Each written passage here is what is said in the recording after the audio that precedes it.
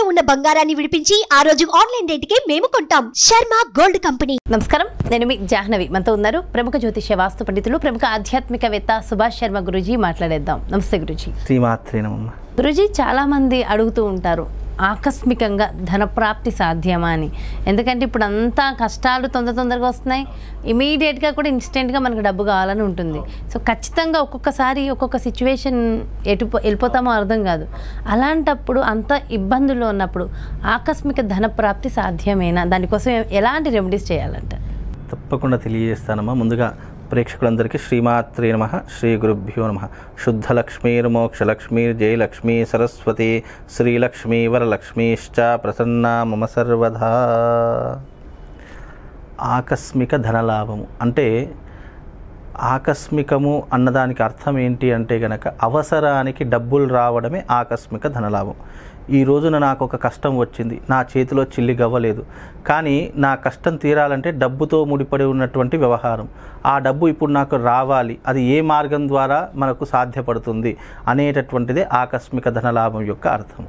కాబట్టి దీనికి సనాతన ధర్మంలో తంత్రశాస్త్రం నందు మంత్ర విధానంతో చెప్పినటువంటి అంశాలు ఉన్నాయి. కానీ ఆ మంత్ర విధానంతో సాధన చేసుకునే శక్తి సామర్థ్యాలు కూడా ఆ వ్యక్తిలో ఉంటే ఆ మంత్ర సాధన ద్వారా మనం ఎప్పుడు కోరుకుంటే అప్పుడు డబ్బులు అనేటటువంటివి మన దగ్గరికి వచ్చేటటువంటి అవకాశాలు ఉంటాయి. అంటే సాక్షాత్తు శ్రీ మహాలక్ష్మి జగద్గురు ఆదిశంకరాచార్యుల వారికి కనకధారా స్తోత్రాన్ని ఉపదేశించినటువంటి అంశం మనకు తెలుసు. కాబట్టి కనకధారా స్తోత్రం అనేటటువంటిది పారాయణం చేసుకోవడం ద్వారా, లేదు కనకధారా స్తోత్రం కాలేదు అంటే శ్రీ సూక్తము అని, లక్ష్మీ సూక్తం అని కూడా అంటారు. ఈ రెండు విధానాలను గనక ఎవరైనా నిరంతరము గనక సాధన చేసుకుంటే మీరన్నట్టుగా మనకు ఎప్పుడు కోరుకున్న డబ్బు అనేటటువంటిది మన ముందర ఉంటుంది. అంటే కష్టం వస్తుంది అని ప్రకృతి ఎప్పుడైతే మనల్ని ముందుగా పసిగడుతుందో దానికి ముందే నీ దగ్గర డబ్బు తీసుకొచ్చి పెట్టేటటువంటి మహత్తరమైనటువంటి సాధన కనకధారా స్తోత్రము. అంటే డబ్బు లేదు అన్న రోజే రాకుండా చేస్తుంది, రాదమ్మ. ఎందుకంటే సాధన సాధ్యతే సాధ్యం. ఎప్పుడైనా మనం ఏదైనా ఒక యంత్రాన్ని కానీ, ఒక మంత్రాన్ని కానీ, ఒక తంత్రాన్ని కానీ సాధన చేసుకుంటూ వెళితే ఆ మనిషి కాదు, రాదు, లేదు అనేటటువంటి మాటలకు ఉండదు. అక్కడ ఆ మాటలకి ప్లేస్ ఉండదు. కనుక మనకు విపరీతమైనటువంటి డబ్బు రావాలన్నా, మనం అనుకున్నప్పుడు కోరుకున్నప్పుడు డబ్బు మన ముందర ఉండాలన్నా ఆ యొక్క మంత్ర సాధన చేసుకుంటూ వెళ్ళాలి. అంటే బికాజ్ ఇందులో కూడా కొన్ని లూప్ ఉన్నాయి. బికాజ్ మనము అనుకున్నటువంటి కోరిక ఏదైతే ఉందో అది ధర్మబద్ధంగా ఉండాలి, న్యాయబద్ధంగా ఉండాలి, ఇతరులకు ఎవ్వరికి హాని చేయనటువంటి విధానంగా ఉంటేనే ఆ సాధన ఎవ్వరికైనా సాధ్యపడుతుంది. కనుక ఆ సాధన ద్వారా మనం అనుకున్నటువంటి కోరిక నెరవేర్చుకోవచ్చు. లేదండి మాకు అంత టైం లేదండి, కనకధారా స్తోత్రము, ఈ యొక్క శ్రీ సూక్తం ఇవన్నీ మాకు నోరు తిరగవండి, మాకు చిన్నగా ఏదైనా చెప్పండి అని అంటూ ఉంటారు. అలాంటప్పుడు మనం ఏం చేయాలి అంటే ఒక పళ్ళెని తీసుకోవాలి. ఆ ఏదైనా సరే, మ్యాక్సిమం రాగిది కానీ ఇత్తడి కానీ చూసుకోండి. ఈ రెండు లేవు అని అంటే కనుక స్టీల్ పళ్ళెమైన పర్లేదు. స్టీల్ పళ్ళెని తీసుకొని అందులో చక్కగా బియ్యం పోసుకోండి.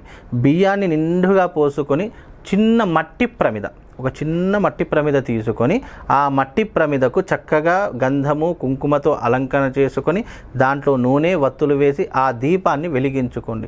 వెలిగించుకున్న తరువాత ఆ దీపము ఉన్నటువంటి ప్లేట్ని మన ముందర పెట్టుకోవాలి. పెట్టుకున్న తర్వాత ఓం శ్రీం శ్రీయై నమః, ఓం శ్రీం శ్రీయై నమః అనేటటువంటి బీజాక్షరాలని మనము నాన్ స్టాప్గా ఎవ్రీడే ఒక టైం దానికంటూ ప్రత్యేకమైనటువంటి టైం కేటాయించుకొని ఆ యొక్క నామాన్ని ఉచ్చరించడం ద్వారా, మీరు అన్నారు కదా ఆకస్మిక ధనలాభమని, అది ఆకస్మిక ధనలాభం కాదు, ఆ వ్యక్తిని సిరి సంపదలతో ముంచేస్తుంది. అంత విశేషమైనటువంటి మంత్రం. ఈ మంత్రాన్ని ఎవరు ఉపదేశించారు తెలుసా?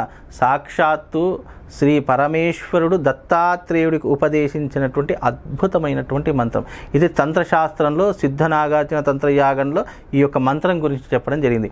ఓం శ్రీం శ్రీయై నమః అనేటటువంటి మంత్రాన్ని కుబేరుడు కూడా ఉపాసన చేసుకున్నాడు, అందుకే అపర కుబేరుడు అయ్యాడు, నవనిధులకు అధిపతి అయ్యాడు. అలాగే ఈ యొక్క మంత్రాన్ని ఒకానొక సమయంలో ఒక బ్రాహ్మడు కూడా వచ్చాడు. ఆ యొక్క బ్రాహ్మణుడు చాలా పేదవాడు, తిందామంటే తిండి లేదు, కట్టుకుందామంటే వస్త్రం లేదు.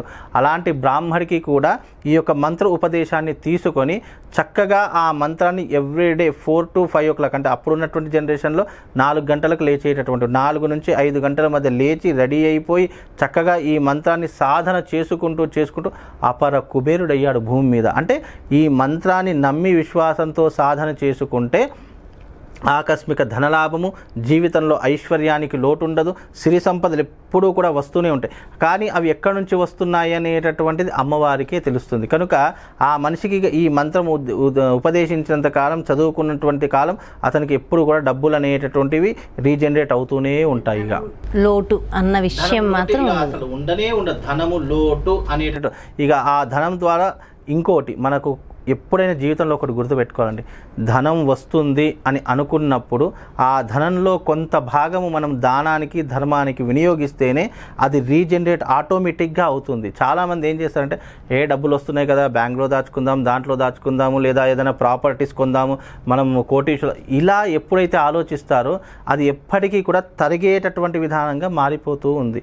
కనుక ఎప్పుడైతే మనం దానము, ధర్మము మనకు వచ్చే దాంట్లో, ఇప్పుడు నాకు ఈ రోజున 100 రూపాయలు వచ్చాయి, కనీసం దాంట్లో ఒక 10 రూపాయలు దానం చేస్తే నాకు నష్టం ఏం రాదు, మిగతా 90 రూపాయలతో నేను హ్యాపీగా ఉంటాను. ఒక వ్యక్తికి ఒక 10 కోట్లు వచ్చాయి, అందులో 1,00,000 రూపాయలు దానం కోసమో ధర్మం కోసం వినియోగిస్తే నష్టమేం లేదు కదా. కాబట్టి నేను ఒకటే చెప్తాను, ఎప్పుడైతే మనకు ధనం అనేటటువంటిది అమ్మవారి దయ వల్ల మనకు వస్తుందో అందులో 1% దానం ధర్మం కనుక చేస్తే అది ఇంకా నీకు రీజనరేట్ అవుతూనే ఉంటుంది. ఇక దానికి తరగదు. అంటే మనము అక్షయంలా ఎప్పుడు కూడా నీ దగ్గరికి డబ్బు అనేటటువంటి వస్తూనే ఉంటుంది. కాబట్టి నీకు వీలైతే కనకధారా స్తోత్రం చదువుకో, లేదు అని అంటే కనుక శ్రీ సూక్తం అంటే లక్ష్మీ సూక్తాన్ని పఠించుకో. ఈ రెండూ కావు, ఓం శ్రీం శ్రీయై నమః అనేటటువంటి మంత్రాన్ని నువ్వు ఎవ్రీడే దినం తప్పకుండా నువ్వు ప్రపంచంలో ఎక్కడున్నా సరే నువ్వు ఒక టైం కేటాయించుకో, అదే టైంలో ఆ మంత్ర ఉచ్చారణ జరగాలి. అంటే దీంట్లో మంత్ర ఉచ్చారణకు కూడా ఒక టైం, పర్టికులర్ టైం అనేటటువంటిది ఉంటుంది. నువ్వు మొదటి రోజు నేను 6 గంటలకు ప్రారంభం చేశాను అనుకోండి, నువ్వు ఎవ్రీడే మళ్ళీ అదే టైంకి నువ్వు ఆ మంత్రాన్ని ఉచ్చారణ చేసుకోవాలి. అలా ఉచ్చారణ చేసుకుంటే యూనివర్సిటీకి ఇతను చేసే మంత్ర ఉచ్చారణ కనెక్ట్ అయిపోయి యూనివర్సల్ ఇతనికి ఏది అడిగితే అది క్షణాలలో ఇతని దగ్గర. అదే భగవంతుడు, యూనివర్స్, భగవంతుడు, నేచర్. అలాంటి భగవంతుడు నీకు ఏది కావాలనుకున్నా మంత్ర సాధన ద్వారా నువ్వు సాధన చేసుకుంటే నీకు ఏది కావాలన్నా నీ ముందర ఆ వస్తువును ఉంచేటటువంటి బాధ్యత భగవంతుడు స్వీకరిస్తాడు. కాబట్టి ఈ రకమైనటువంటి విధానాన్ని చేసుకోండి, అద్భుతమైనటువంటి ఫలితాలు ఉంటాయమ్మా. చక్కటి రెమెడీస్ కూడా చెప్పేశారు. Thank you so much Guruji. నమస్తే. చూసారు కదండి, మరి ఆకస్మిక ధన ప్రాప్తి ఎవరైతే కావాలనుకుంటామో సో వాళ్ళందరి కోసం గురువుగారు చక్కటి రెమెడీస్ కూడా అందించారు. అసలు ధనమే లేదు, అబ్బా లోటు ఉంది అన్న ఇబ్బంది లేని స్థితికి మనం కావాలి అంటే ఖచ్చితంగా చిన్న చిన్న పరిహారాలు చేసుకోవాలి కదా. మరో ప్రత్యేకమైన కార్యక్రమంతో మళ్ళీ మీ ముందుకు చేస్తాను. మరి అదేవిధంగా మీ యొక్క జాతకానికి సంబంధించి కానీ, లేదంటే మీ ఇంటి వ్యాపార వాస్తుకు సంబంధించి కానీ గురువుగారిని సంప్రదించాలి. అపాయింట్మెంట్ కావాలి అనుకుంటే వెంటనే క్రింద డిస్ప్లే అవుతున్నటువంటి నెంబర్స్కి కాల్ చేయగలరు. నమస్తే.